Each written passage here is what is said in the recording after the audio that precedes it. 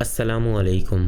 حضرت سلیمان علیہ السلام کی اولاد میں سے ایک شخص عمران بن ماسان تھا جو آل ماسان میں سے تھا۔ آل ماسان کو بنی اسرائیل میں دینی اور دنیاوی دونوں سرداریاں ملی ہوئی تھی۔ ان کے اکثر لوگ احبار و راہبان ہوتے تھے۔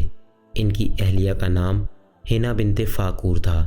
جوانی بیت گئی مگر اولاد کی نعمت سے محروم رہیں۔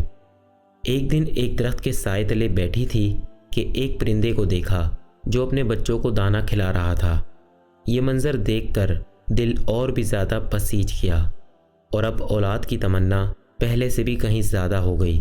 چنانچہ انہوں نے اللہ تعالیٰ سے اولاد کی دعا کی اور ساتھ یہ نظر بھی مانی کہ وہ اپنی اولاد کو بیت المقدس کا خادم بنائیں گی، اور اس منت کا مطلب یہ تھا کہ وہ بچہ بیت المقدس کی خدمت کے لیے بالغ ہونے تک وقف کر دیا جائے گا۔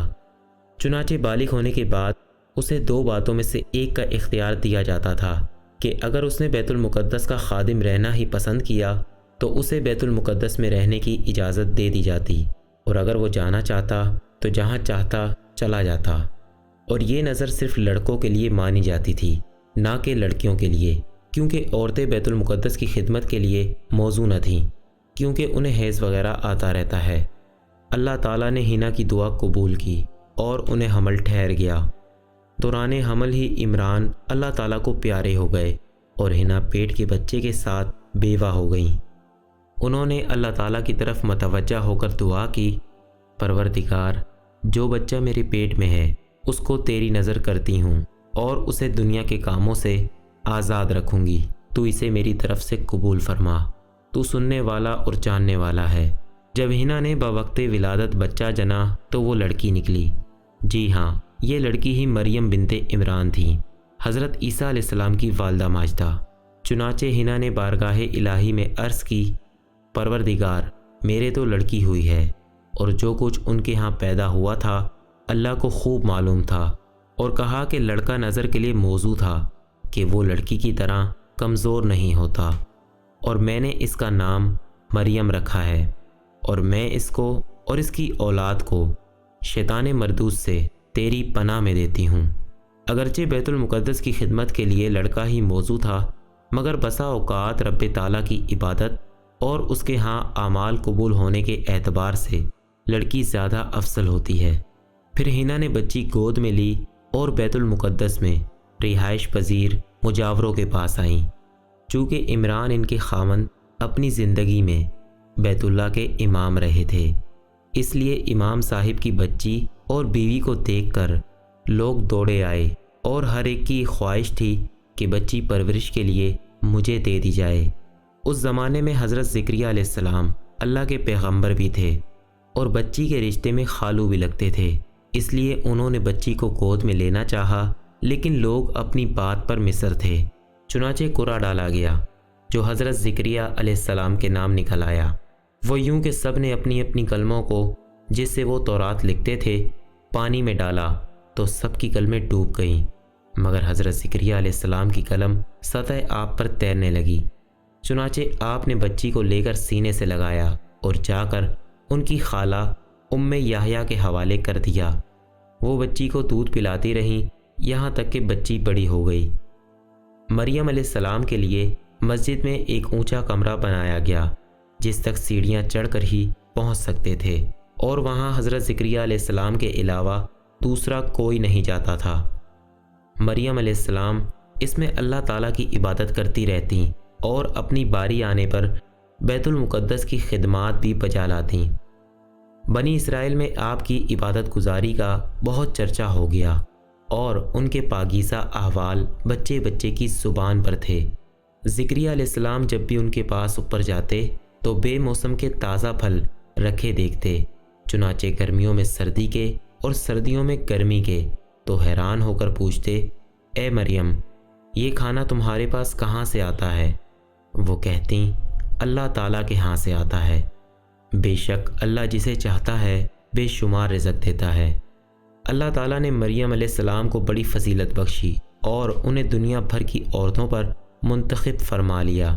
چنانچہ فرشتے نازل ہو کر انہیں اس بات کی خوشخبری دیتے تھے کہ مریم، اللہ نے تم کو برگزیدہ کیا ہے اور پاک بنایا ہے اور جہان کی عورتوں میں منتخب کیا ہے۔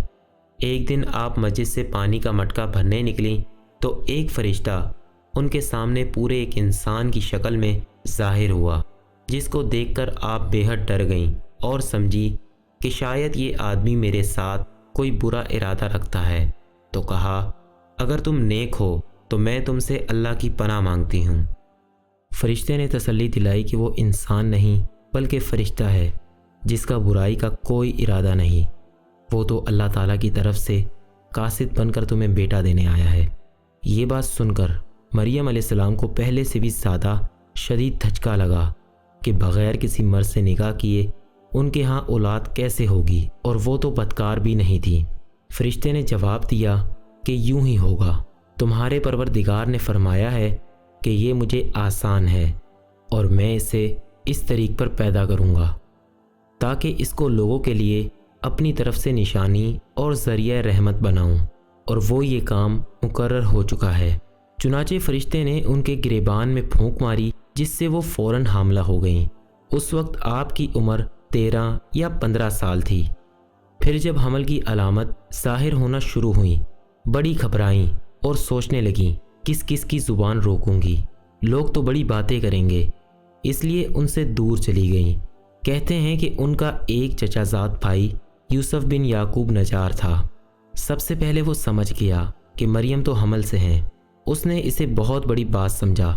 اسے کچھ بھی سمجھ نہیں آ رہا تھا کہ وہ کیا کرے۔ جب دل میں برا خیال آتا تو مریم کی بے حد عبادت گزاری، عبادت کوشی کے مناظر سامنے آ جاتے، اور جب وہ انہیں الزام سے بری کرنے کا سوچتا تو مریم کی موجودہ صورتحال سامنے آ جاتی۔ چنانچہ بالآخر اس نے مریم کے ساتھ بات کرنے کا پکا فیصلہ کر لیا اور سب سے پہلے یہ کہا، تم سے ایک بات ہوئی ہے، میں نے اس کو چھپانے کی ازحد کوشش کی ہے مگر وہ مجھ پر غالب آ گئی ہے۔ مریم، اچھی بات کہو۔ اے مریم، کیا بیج کے بغیر بھی کھیتی ہوتی ہے؟ ہاں، پہلی کھیتی کس نے پیدا کی؟ کیا کوئی درخت بارش اور پانی کے بغیر بھی اگتا ہے؟ ہاں، پہلا درخت کس نے پیدا کیا؟ بغیر مرد کے بھی اولاد ہوتی ہے؟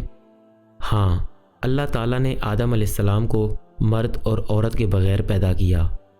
تو مجھے اپنا معاملہ بتاؤ۔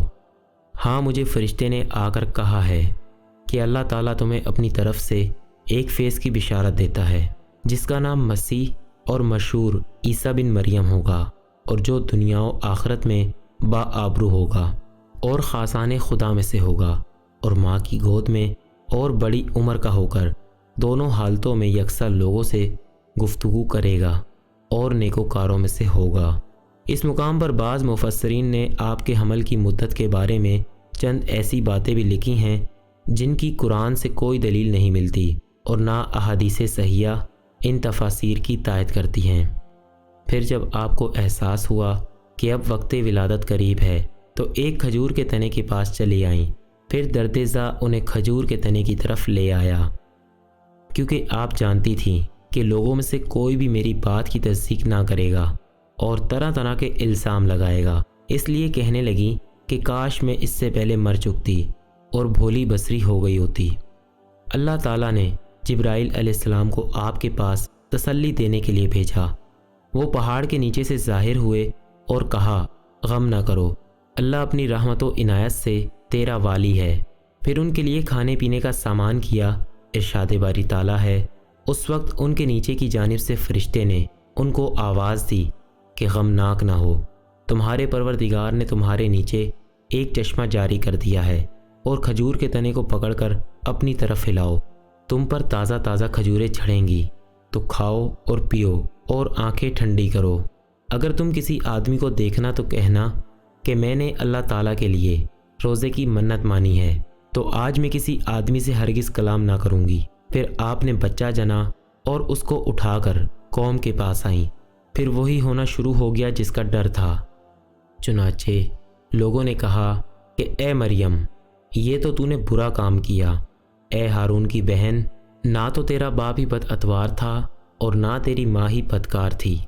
ان لوگوں نے مریم علیہ السلام پر بدکاری کا الزام لگایا کہ بھلا تم جیسی خانوادہ نبوت کی چشم و چراغ سے ایسے گھناؤنے فعل کا صدور ہو سکتا تھا۔